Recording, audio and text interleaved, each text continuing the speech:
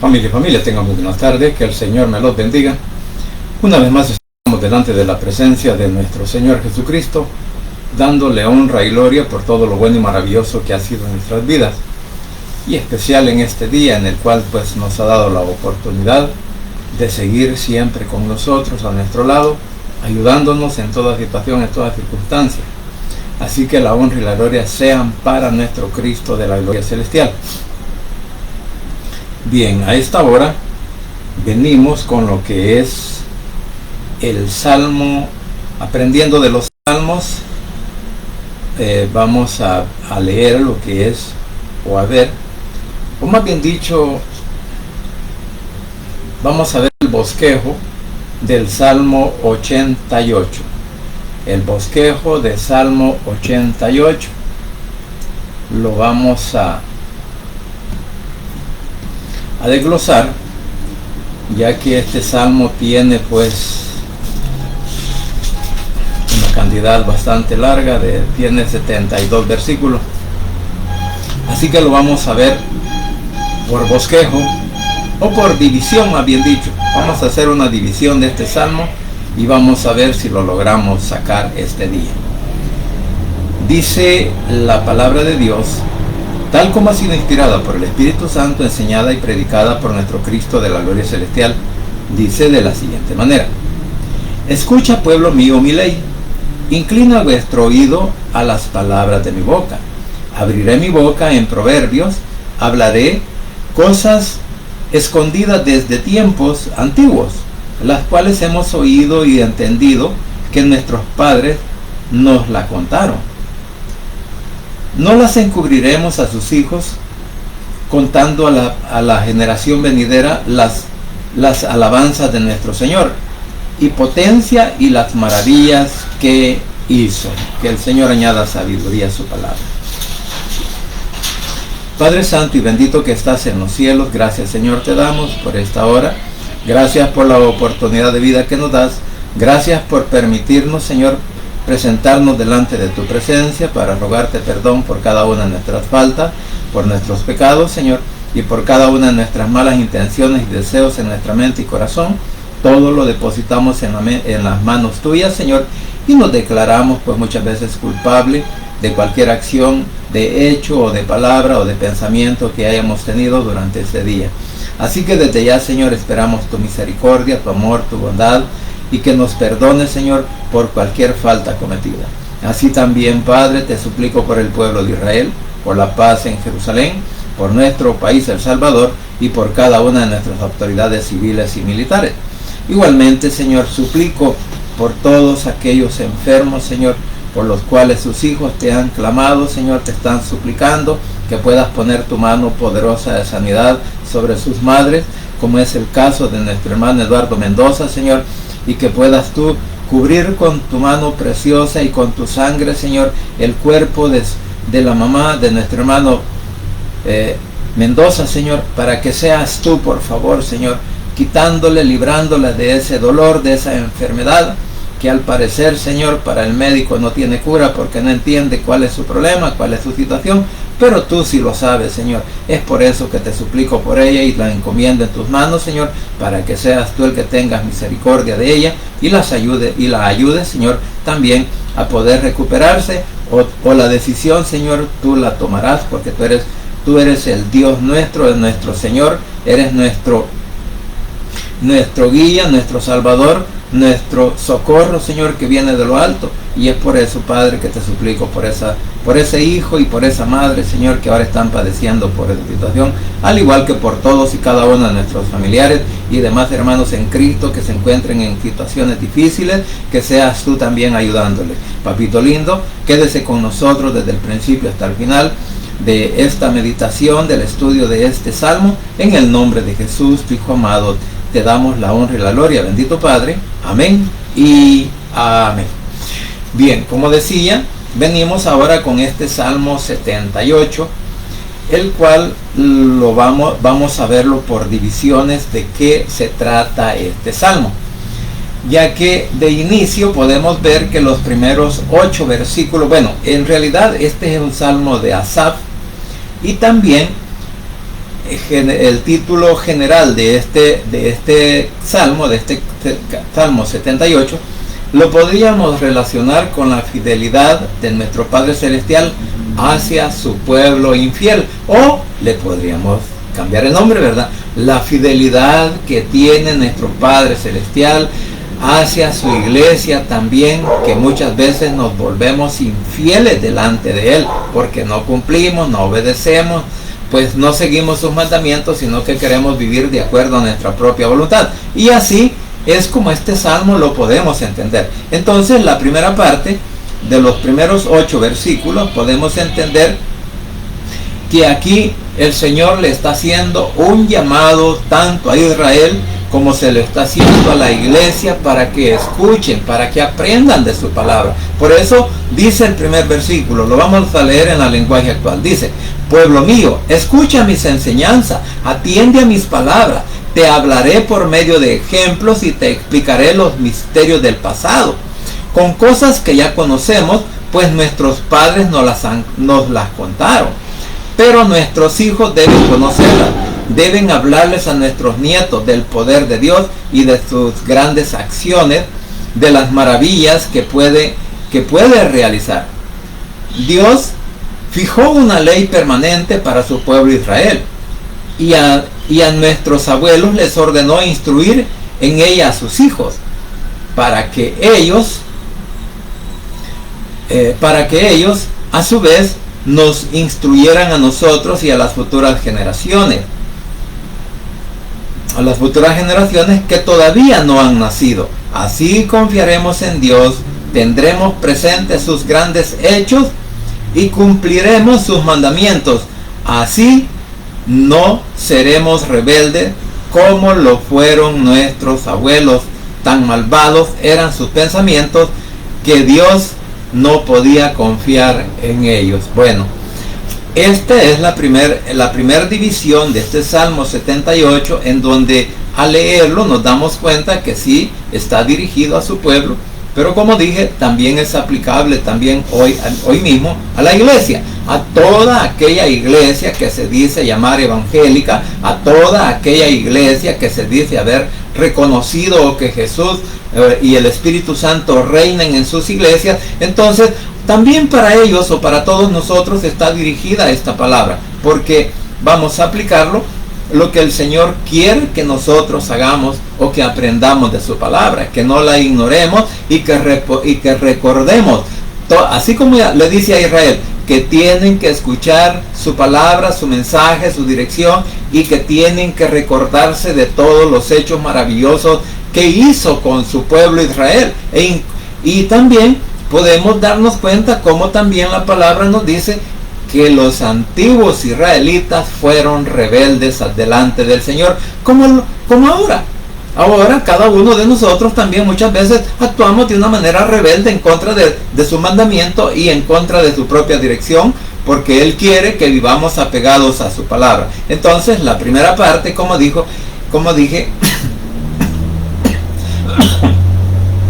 es un llamado que le hace a su pueblo, es un llamado que le hace a la iglesia a escuchar, aprender y guardar la palabra que de sus labios ha salido para instruirnos a todos y cada uno de nosotros. Ahora bien, del versículo 9 hasta el 16 vamos a ver los pecados que cometió Israel. ¿Y por qué no decirlo? También podemos aplicarlo a los pecados que cometemos como iglesia todos los días de nuestras vidas. Dice del versículo 9 en adelante, siempre en la versión actual, dice: los israelitas eran buenos guerreros, pero se acobardaron y no entraron en batalla. No cumplieron su compromiso con Dios ni siguieron sus enseñanzas. Cuando estaban en Egipto, en la región de Zoán, o sea, el lugar donde el pueblo de Israel, junto al río Nilo y pegado prácticamente al mar Mediterráneo, Zoán, ahí estuvieron los israelitas durante ese tiempo, durante el tiempo de José en Egipto, cuando salieron de Israel a refugiarse a lo que fue Egipto, buscando a José. Entonces, por eso dice, es cuando el pueblo de Israel estaba pasando por aquella hambruna. Y recuérdese que José ya era el segundo del rey de Egipto y fueron a buscar alimento. Y luego, pues, de encontrarse con él, él los reciba y les da esa tierra a Faraón para que vivieran sus familiares. Bien, entonces por eso dice del versículo 11 al 12, cuando estaban en Egipto, en la región de Zoán, vieron las grandes maravillas que Dios realizó ante sus ojos, pero no las tomaron en cuenta. Dios partió el mar en dos, y para que ellos pudieran cruzar, mantuvo las aguas firmes como paredes. De ahí los guiaba con una nube de noche, los alumbraba con un fuego, de noche los alumbraba, o sea, de día los guiaba con una nube, de noche los alumbraba con un fuego.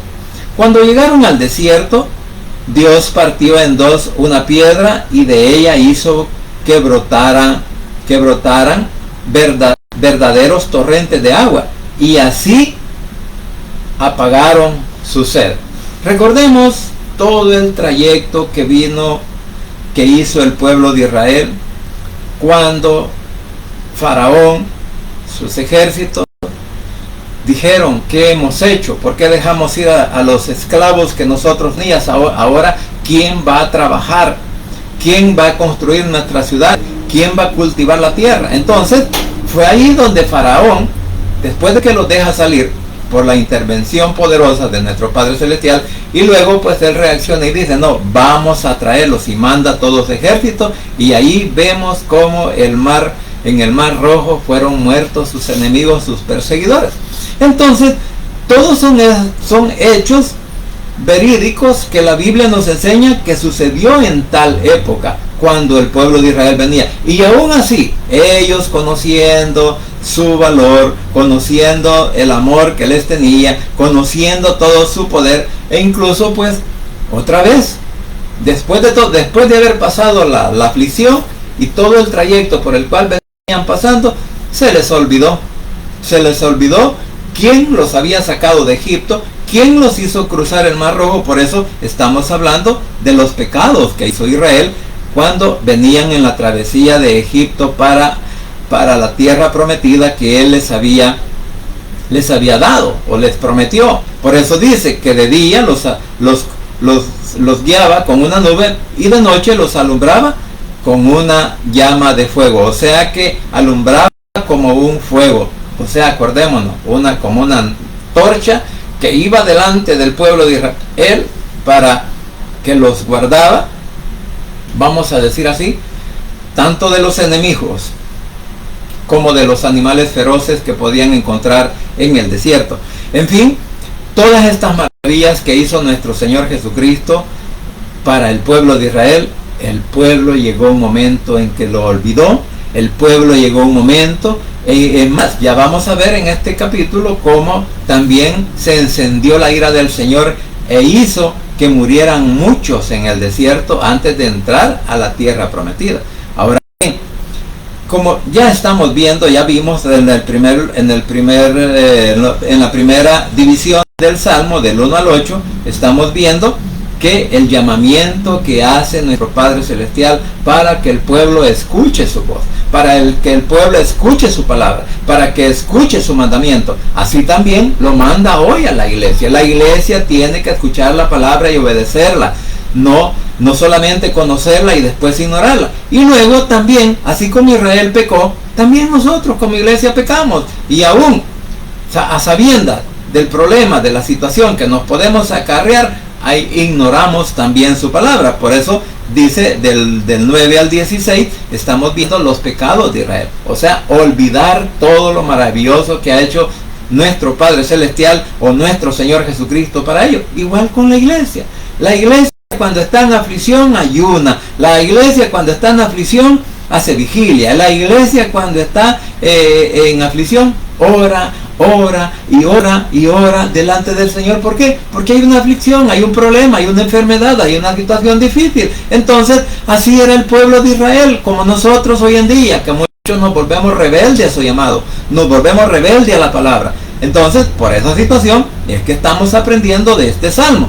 Ahora bien, del versículo 17 hasta el versículo 31, que vamos a leer la siguiente división de este salmo, vamos a ver la codicia en el desierto. O sea, vamos a ver todos los deseos, los caprichos que el pueblo de Israel se hace para ver si el Señor se los contestaba. Entonces, vamos a leer del versículo 17 en adelante. Dice: pero nuestros abuelos volvieron a pecar contra Dios. En pleno desierto se pusieron en contra del Dios Altísimo.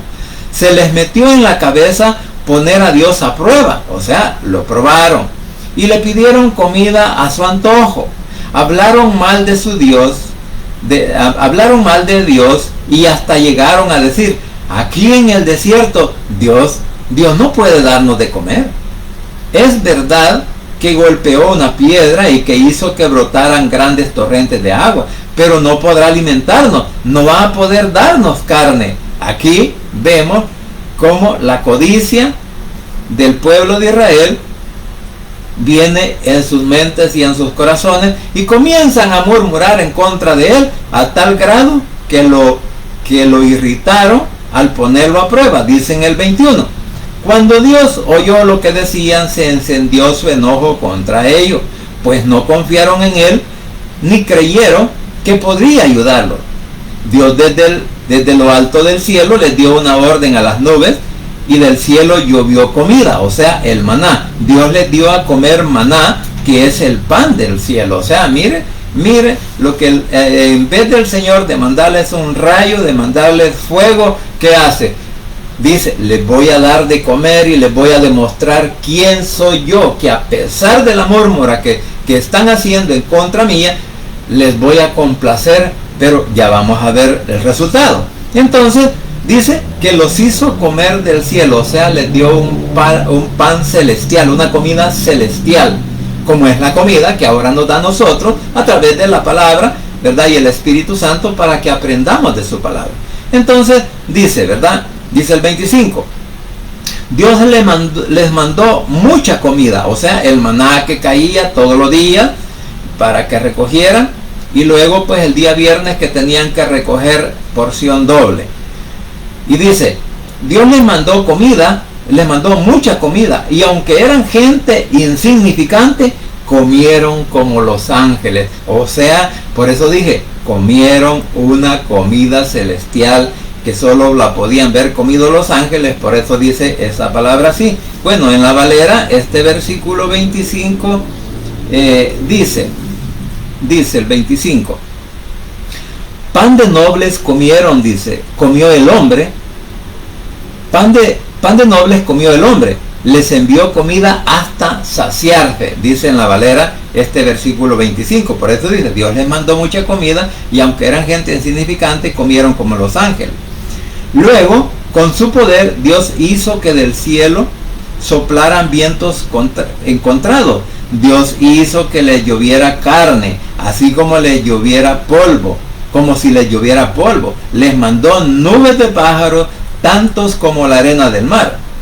Dios dejó caer esos pájaros dentro y fuera del campamento, y la gente se hartó hasta comer, pues Dios les cumplió su capricho. Y luego dice el 30, no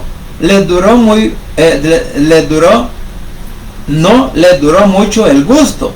Todavía tenían la comida en la boca cuando Dios se enojó contra ellos, les quitó la vida, y sus hombres más fuertes hirió de muerte a los mejores israelitas. O sea, que les complació con su comida, se rebelaron, ellos estaban hartos de comer legumbres, de comer repollo, de comer cebolla, de comer ajo, de comer algo que comían allá en Egipto. Bueno, no estaban hartos, sino que hablaron en contra. Allá teníamos aquí, y aquí ¿qué tenemos? Ahora, ¿cómo es? Como si fuera un Dios verdadero, un Dios de amor, un Dios de compasión, nos diera de comer. Eso es lo que estaban diciendo ellos. Ahora viene el Señor, les da de comer, pero al mismo tiempo dice que los hizo vomitar hasta por las narices lo que se habían comido. ¿Por qué?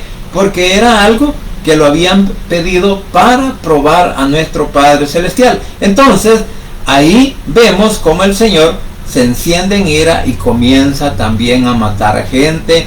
Dice que mató a los mejores israelitas, porque dice, cuando Dios se enojó contra ellos, les quitó la vida, a sus mejores hombres más fuertes hirió a muerte, a los mejores israelitas, y los hirió a muerte a los mejores israelitas. O sea, de que vamos a decir que eran los más fuertes, o podría ser que eran los más ambiciosos, porque eran los principales que murmuraron de decir, y ahora ¿cómo vamos a alimentar? Recuérdese que el pueblo de Israel en algún momento estaba queriendo regresar a donde, a Egipto, a seguir siempre en servidumbre, porque allá trabajaban o sea, allá trabajaban por la comida.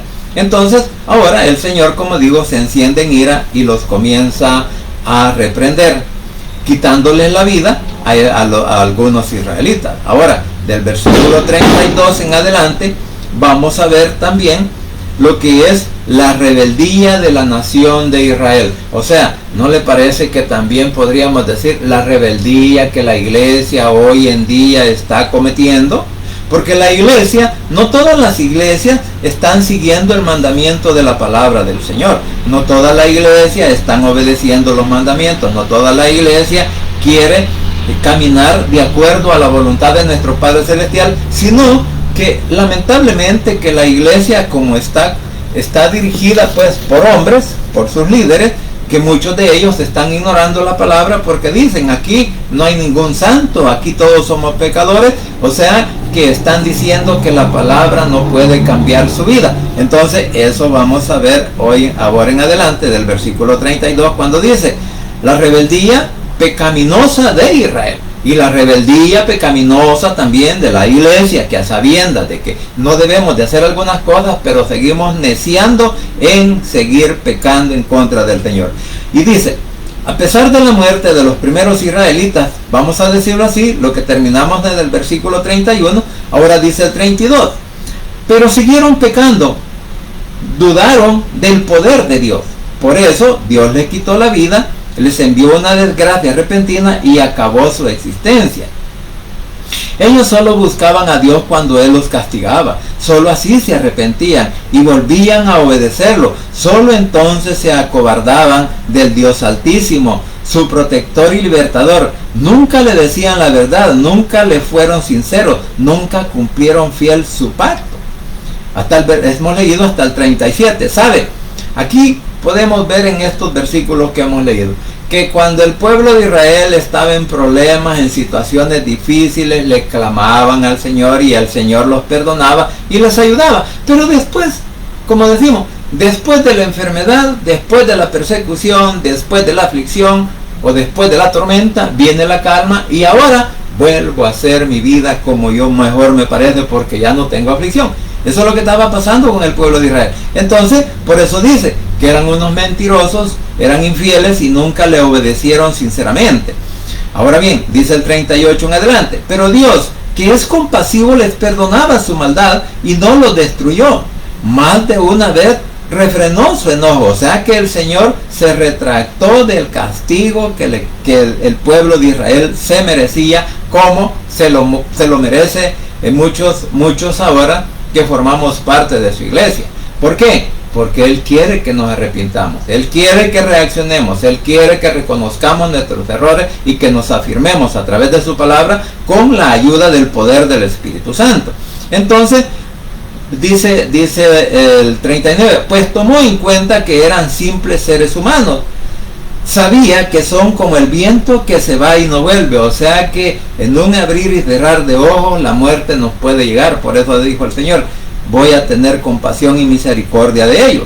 Y dice el 40, muchas veces en el desierto se rebelaron contra Dios y lo hicieron ponerse triste. Muchas veces le pusieron a prueba, hicieron enojar al Santo de Israel.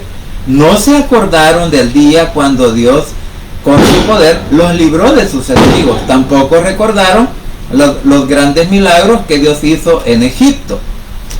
Espérenme, que estábamos leyendo del versículo 32 y lo vamos a leer hasta el versículo 55.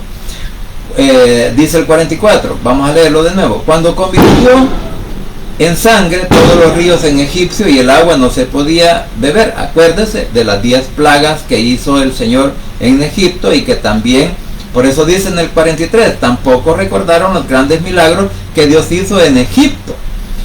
Uno de ellos fue que convirtió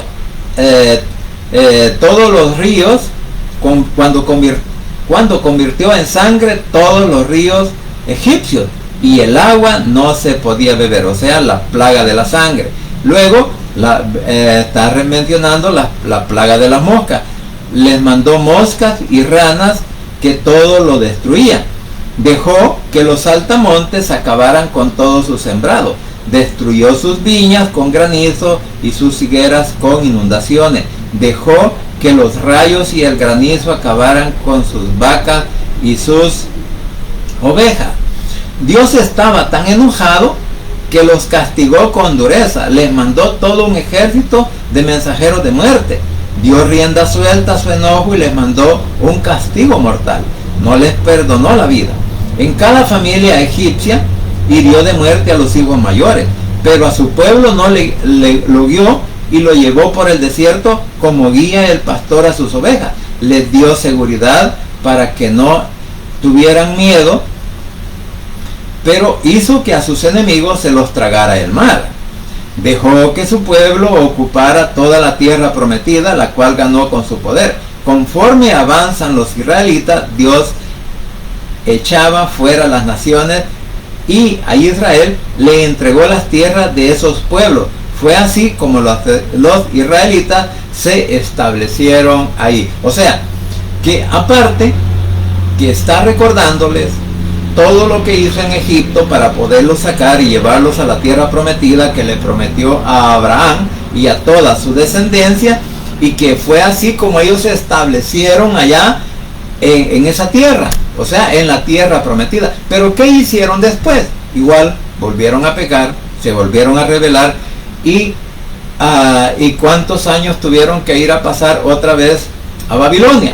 70 años. Entonces, históricamente nos damos cuenta todo lo que, o sea, que este salmo prácticamente está repitiendo todo lo que pasó, todo lo que le pasó a Israel por desobediente. Entonces, y como el Señor lo abandonó, como el Señor permitió que los enemigos se ensancharan con él. Entonces, todo eso, como repito, lo podemos ver en el Salmo 78 que estamos leyendo, y también podríamos decir que este es un salmo que también lo podemos aplicar a la iglesia, que no se nos olvide. Ahora vamos a leer del 56 hasta el 66, y esta parte se titula La idolatría de Israel en Canaán. Y vamos a decirlo, la idolatría que ahora la iglesia también está viviendo. Y usted va a decir, ¿cuál es la idolatría que yo estoy viviendo si yo soy evangélico? ¿Verdad? Así como me decían a mí, vos sos evangélico. Entonces, pero se nos olvida que a veces estamos endiosando a nuestros propios líderes. Estamos endiosando y creemos más en la palabra de ellos que en la palabra de nuestro Señor Jesucristo, que nos da a través del poder del Espíritu Santo. Por eso podemos ver aquí también todo el error de idolátrico que Israel cometió también allá en la tierra prometida. Pero ellos dice en el 66, sí, vamos a leer desde el 56 en adelante. Dice, pero pusieron a Dios a prueba, o sea, otra vez, se opusieron al Dios Altísimo y desobedecieron su mandato. No eran dignos de confianza, se portaron igual que sus padres, pues traicionaron a Dios y no le fueron fieles. O sea, la infidelidad siempre estuvo delante de Israel contra nuestro Padre Celestial. Dios se puso muy furioso y rechazó del todo a Israel. Se sintió traicionado, pues adoraron a dioses falsos y les construyeron santuarios. O sea, por eso dije, la idolatría del pueblo de Israel que hizo cuando estaba en la tierra prometida. Recuérdese que desde que salieron de Egipto inclusive hicieron un becerro de oro, o sea, en plena rebeldía delante del Señor. Entonces, por eso dice, Por eso Dios abandonó Silo, que era donde vivía en este mundo. Dejó que el cofre del pacto, que era el símbolo de su poder, cayera en manos de sus enemigos. ¿Cuántos años pasó el silencio de nuestro Padre Celestial o de nuestro Señor Jesucristo para su pueblo? 400 años de silencio que el Señor, porque allí, por eso dice que el Señor los abandonó, o sea, los dejó a la deriva, los dejó a su antojo, los dejó que vivieran como ellos querían, como cualquier cristiano hoy en día o cualquier evangélico que dice que es hijo de Dios, que viva su vida como él quiere, pero al final él mismo va a recibir la retribución. ¿Por qué? Por su desobediencia. Entonces, sigue diciendo, tanto se enojó en el 62, tanto se enojó con su pueblo que los hizo perder sus batallas. El fuego acabó con sus muchachos, las novias no tuvieron fiesta de boda, sus sacerdotes perdieron la vida y sus viudas no les guardaron luto. O sea, vemos cómo también a los sacerdotes que se volvieron idólatras, que se volvieron religiosos, el Señor también los desechó y los apartó de su presencia. Entonces, vemos que cuando el Señor se enoja con nosotros, que hoy decimos ser hijos de Dios, no escuchan nuestras oraciones, no escuchan nuestras súplicas, no escuchan nuestros ruegos, sino que nos dice, ajá, ¿te acordás? Yo ya te dije que pongas atención a tu palabra, ya te dije que la guardes en tu mente y en tu corazón, que la obedezcas, y que si me obedeces, pues vas a vivir bien. Pero como no me haces caso, como querés vivir tu vida como vos querrás, entonces hoy en buen salvadoreño aguántese y demuestre que de verdad es varoncito o es una buena mujer, que se amarra bien la falda y la ropa interior, como dice el hombre, ¿verdad? Amárrese bien el cincho, papito, y ahora pues a enfrentar ese problema que usted solito se ha buscado. Eso es lo que nos está haciendo entender. Entonces los sacerdotes perdieron la vida y sus viudas no lo guardaron luto. O sea que en otras palabras vamos a decir que por ser hombres, ¿verdad?, al servicio del Señor, duros de servir, duros de corazón, y que no tenían, aún ni siquiera tenían una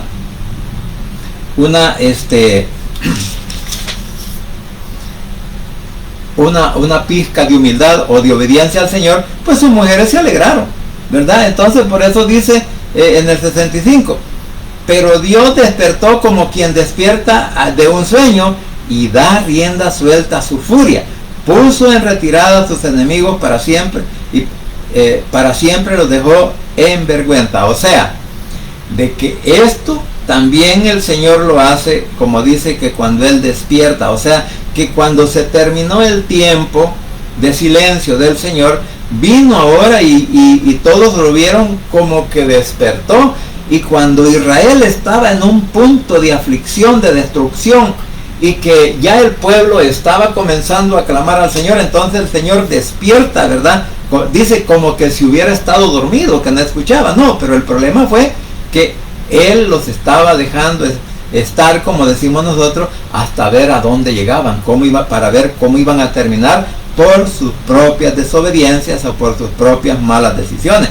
Pero cuando en el momento preciso el Señor aparece, ¿verdad?, como un rayo de esperanza, como un rayo de luz, y comienza a dar rienda suelta a la furia contra los enemigos de ¿quién? De Israel, porque dice, puso en retirada a sus enemigos, para siempre los dejó en vergüenza. O sea, y podríamos decir, ¿verdad?, todo el problema que Israel, desde cuando se funda como nación, cuando consigue su independencia, cuando consigue y tiene un nombre su país, los enemigos entran en una guerra contra Israel.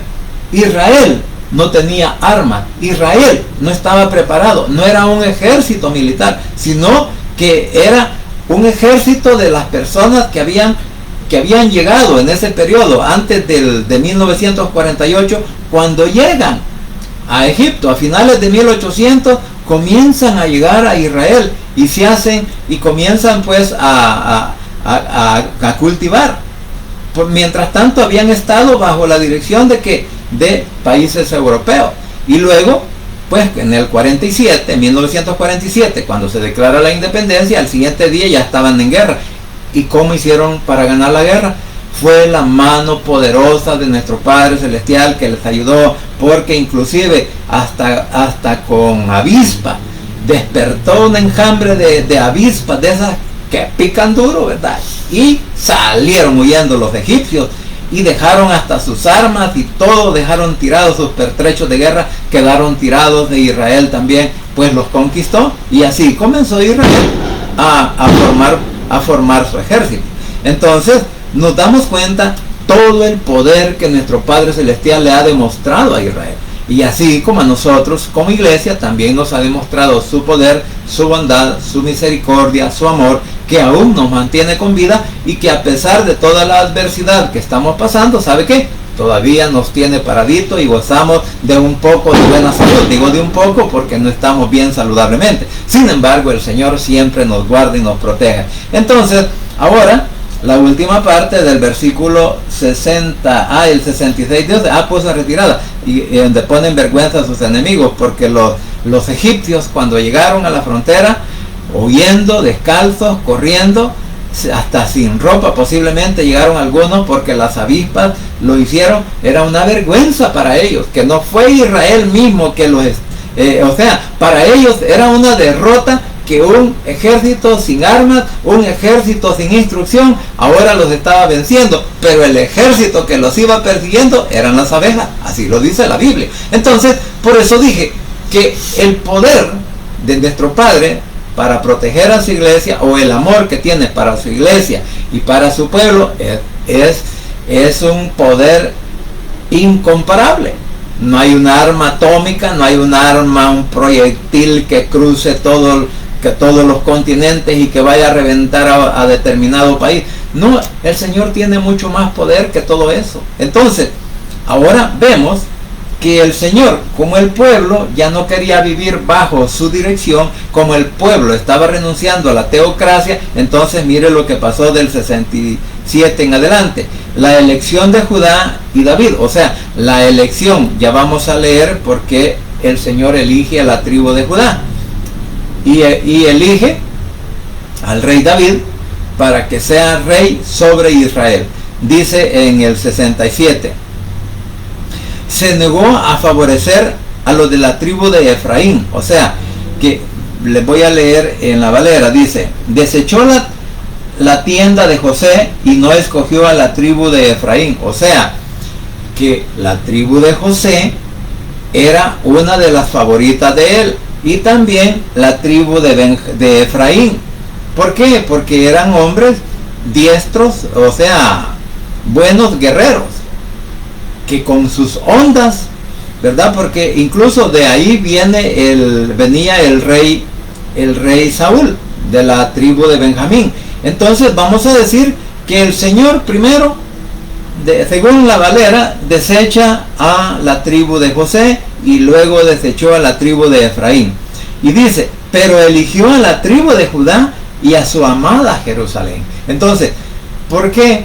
Porque de ahí venía la descendencia de nuestro Señor Jesucristo, o sea, la línea genealógica, ¿verdad? Acordémonos que Él no tiene descendencia humana, ni principio ni fin, sino que por el nacimiento que Él hizo virginal de María, entonces ahora escoge a esa tribu, y de esa tribu era José y era María, donde Él fue encarnado en el vientre de María por obra y gracia del Espíritu Santo para venir. Por eso escogió a la tribu de Judá. Entonces Él también por eso se tipifica como el león de Judá, el cachorro de león.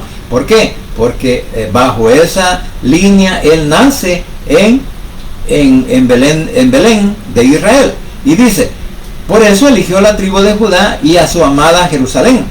En lo alto del monte de Sión construyó su templo, alto como los cielos y firme para siempre como la tierra. Recordemos, esta es una profecía también. ¿Por qué razón? En estos momentos no hay templo en Israel, hay solamente destrucción, solamente los muros que han quedado. Eso es todo lo que hay del último templo construido en Israel. Entonces, cuando el Señor venga por segunda vez y al final del milenio, cuando entremos a la etapa o la edad eterna, entonces cuando esa Jerusalén celestial, la que está descrita en Apocalipsis, vendrá del cielo y se asentará en la tierra. ¿A dónde? Y por eso se llama la Nueva Jerusalén. Entonces, cuando él dice su amada Jerusalén, no se está refiriendo a la Jerusalén actual, no, se está refiriendo a la Jerusalén futura que va a ser establecida en Israel o en Jerusalén, que va a ser la Nueva Jerusalén. Entonces dice, en lo alto del monte Sión construyó su templo, altos como los cielos y firmes para siempre como la tierra. 70 al 71. Dios prefirió a David, que era su hombre de confianza, y le quitó y lo quitó de cuidar ovejas para que cuidara a Israel, que es el pueblo de Dios. Entonces aquí vemos cómo proféticamente el Señor, esta profecía es cumplida cuando Israel nace de la tribu de Judá. Recuérdese que la historia del nacimiento de Israel, de David, tiene que ver con Ruth la Moabita. Por eso Ruth la Moabita es un tipo de la iglesia gentil. Y Boaz, que es el personaje principal de ese libro, también es una figura de nuestro Señor Jesucristo, porque Él se casa con una gentil y la iglesia gentil se casará con nuestro Señor Jesucristo en aquel entonces, en aquellos días, cuando sea levantada a los cielos y la recoge nuestro Señor Jesucristo y la lleva ¿dónde? A su casa, a la patria celestial, que es el sueño favorito de todos los hijos de Dios, que es con lo que soñamos todos aquellos que hemos creído en Jesucristo como nuestro único Salvador personal. Pero para que eso se cumpla, mi hermano, o para que se haga una realidad, tú y yo debemos de obedecer la palabra. Tú y yo debemos de reconocer nuestras faltas, nuestros pecados, nuestras idolatrías. Todos nuestros errores tenemos que confesarlos a Él, porque dice que si nosotros no confesamos nuestros pensamientos, no nos va a perdonar el Señor. Así lo dice en la oración del Padre Nuestro. Entonces, por esa razón, este salmo, como digo, tiene una historia pues muy bella. Porque aquí está hablando de todos los problemas que Israel ha tenido, como también de todos los problemas que la iglesia desde su nacimiento ha tenido.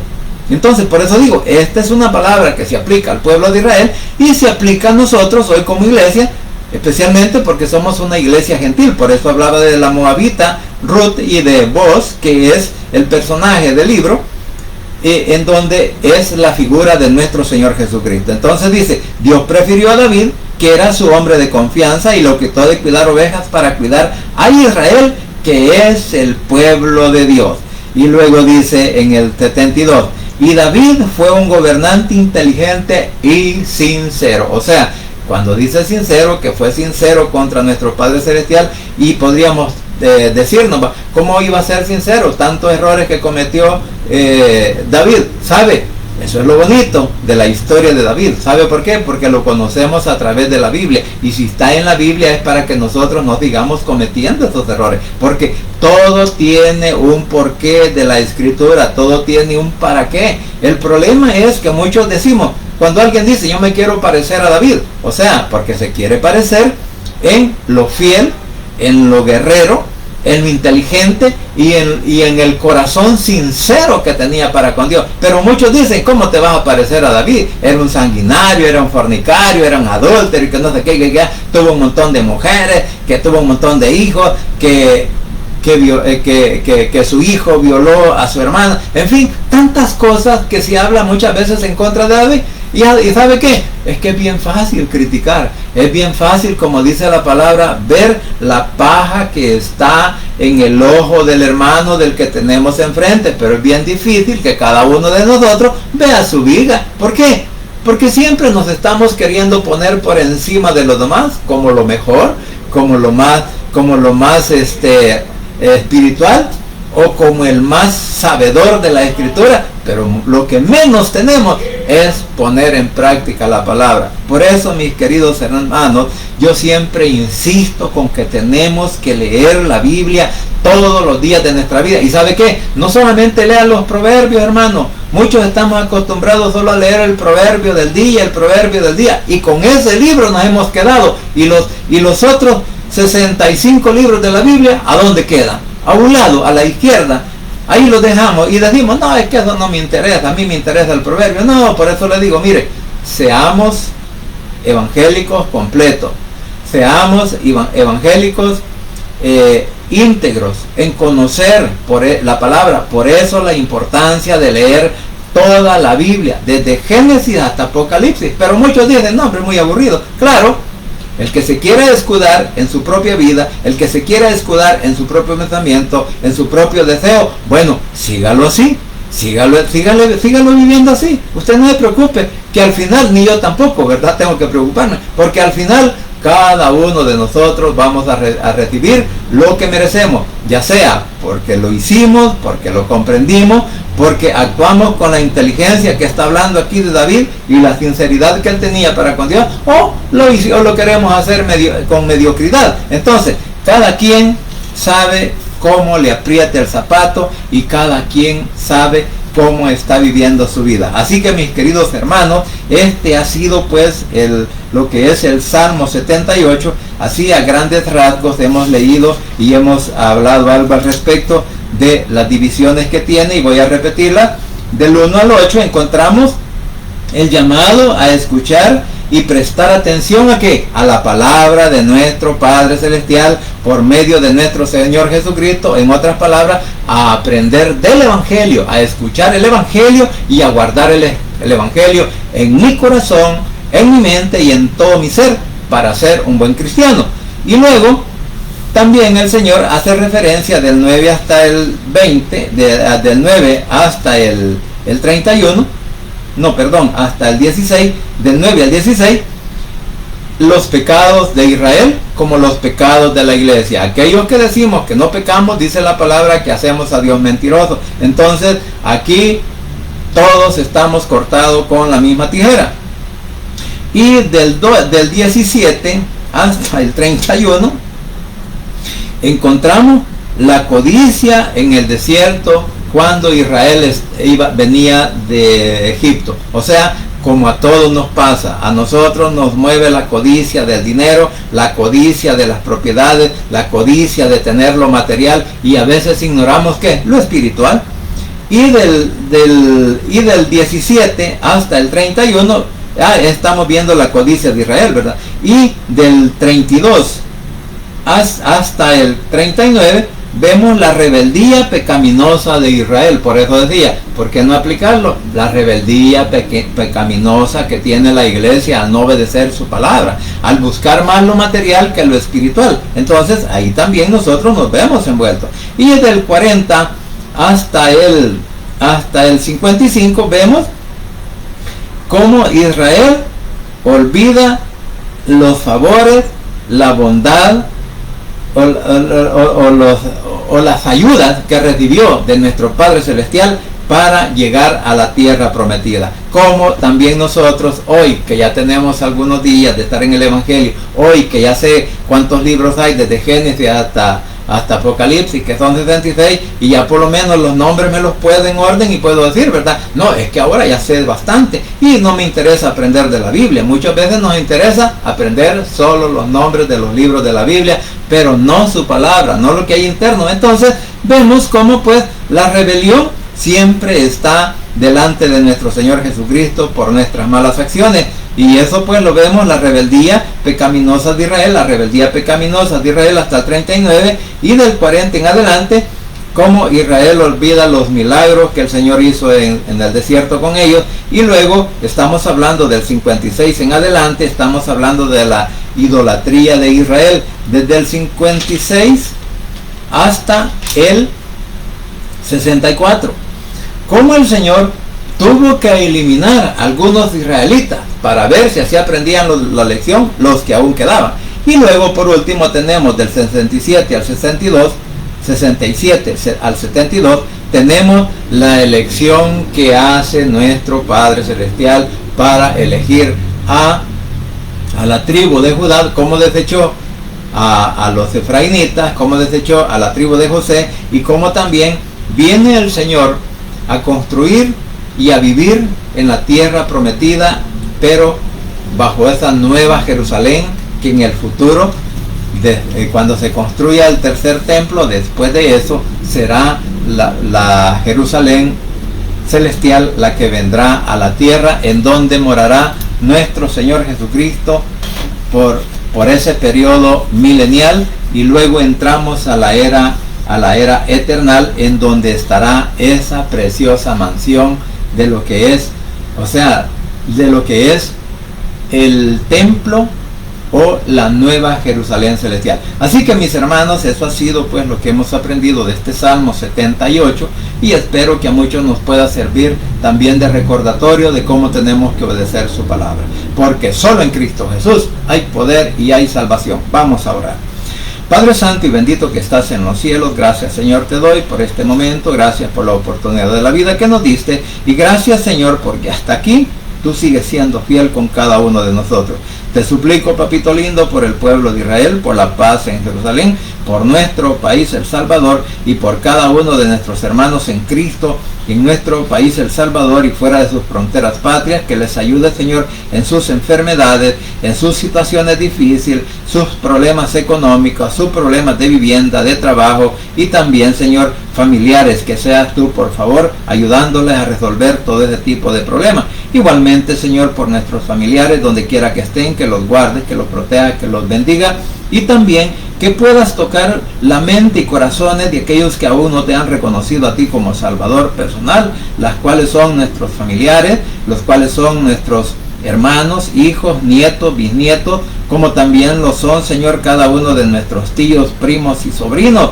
Al igual, Señor, que por nuestras padres, por nuestras madres, por nuestros hermanos en carne, y también, Señor, por nuestros suegros y cuñados, que seas tú, por favor, el que obre en sus mentes, y por cada uno de los conocidos, vecinos, compañeros de trabajo y de estudio que tenemos, para que toque sus mentes y sus corazones, y que en esta hora, Señor, puedan repetir con sus labios que tú eres su único Salvador personal, repitiendo esta oración de la siguiente manera: Señor Jesús, en esta hora vengo delante de tu presencia, abro mi corazón y confieso con mi boca que tú eres mi único y suficiente Salvador personal. Creo que eres Dios, que moriste en la cruz y que resucitaste al tercer día. Padre, me arrepiento, soy pecador. Gracias te doy por enviar a tu Hijo a morir en mi lugar. Gracias, Cristo, por salvar mi alma hoy. Que el Espíritu Santo selle mi corazón y me dé esa seguridad de que al morir voy a estar en tu presencia, porque tú, mi Señor, escribirás mi nombre en el libro de la vida. En el nombre de Jesús, tu Hijo amado, he orado, bendito Padre Celestial. Amén y amén. Bien, familia, gracias por permitirme llegar a sus hogares, gracias por la oportunidad de vida que nos da nuestro Señor Jesucristo, y gracias porque hasta aquí Él sigue siendo fiel con cada uno de aquellos que creemos en el Hijo de Dios, que lo hemos confesado con nuestros labios, que Él es nuestro Salvador personal, y que sabemos que Él siempre está con nosotros en las buenas y en las malas. Así que pasen muy buenas noches, que el Señor me los guarde, me los bendiga, y no se olvide que solo en Cristo Jesús hay poder y hay salvación, y que el Rey pronto estará llamando a su escogida. Bendiciones.